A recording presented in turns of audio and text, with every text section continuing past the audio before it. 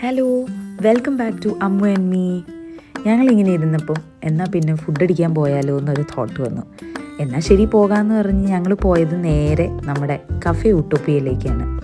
കുറേ പേർക്ക് അറിയായിരിക്കും കേട്ടോ ആ റെസ്റ്റോറൻറ്റ്. കുറേ റീൽസും ഇൻസ്റ്റാഗ്രാം പോസ്റ്റുകളും ഒക്കെ കണ്ടിട്ടുണ്ട്. നമ്മൾ കഫേയുടെ അകത്തേക്ക് കയറി ചെന്ന് ഈ നടന്ന് ചെല്ലുന്നത് നേരെ എങ്ങോട്ടാണെന്നറിയാമോ?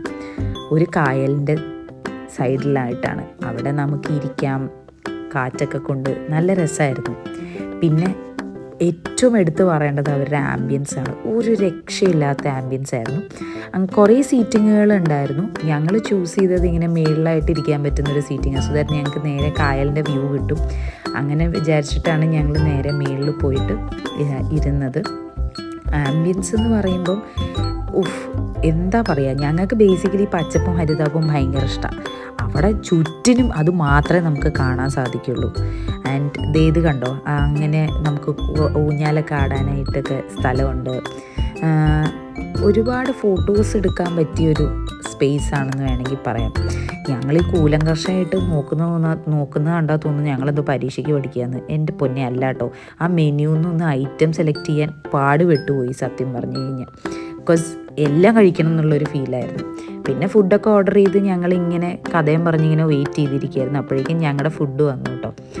ഇതൊക്കെയാണ് ഞങ്ങൾ ഓർഡർ ചെയ്തത്: പാൽക്കപ്പ, മീൻകറി, പിന്നെ അപ്പം, പിന്നെ ബീഫ് റോസ്റ്റ്. ഇത്രയുമാണ് ഞങ്ങൾ അവിടുന്ന് ഓർഡർ ചെയ്തത്.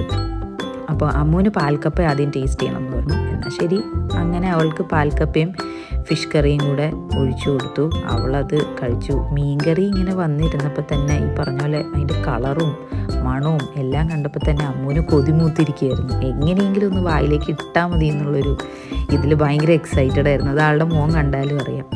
ആൻഡ് കഴിച്ച് നോക്കിയപ്പോൾ അവൾക്ക് ഭയങ്കര ഇഷ്ടമായി. എനിക്ക് പേഴ്സണലി അവിടെ ഏറ്റവും ഇഷ്ടപ്പെട്ടത് അവരുടെ അപ്പമാണ് കേട്ടോ. ഉയ്യോ, നല്ല സൂപ്പർ അപ്പമായിരുന്നു. പിന്നെ അത് കഴിഞ്ഞ് ഒരു ഡെസേർട്ട് കഴിക്കുക എന്നുള്ളത് നിർബന്ധമാണല്ലോ ഭക്ഷണം കഴിഞ്ഞാൽ. അമ്മ ഓർഡർ ചെയ്തത് ചോക്ലേറ്റ് ഐസ്ക്രീമാണ്. ആൻഡ് ഞാൻ ഓർഡർ ചെയ്തത് ഒരു സാധനം. ഇതിൻ്റെ പേരെന്താണെന്ന് അറിയാമോ? കവര്.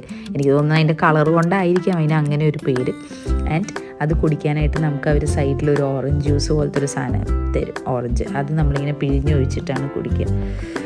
കുടിച്ചു കഴിഞ്ഞപ്പോൾ എൻ്റെ സാറേ ചുറ്റുമുള്ളതൊന്നും കാണില്ല എന്ന് പറഞ്ഞ പോലെയായിരുന്നു.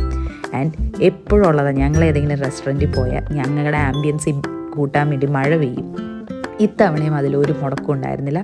നല്ല അസല് മഴയായിരുന്നു.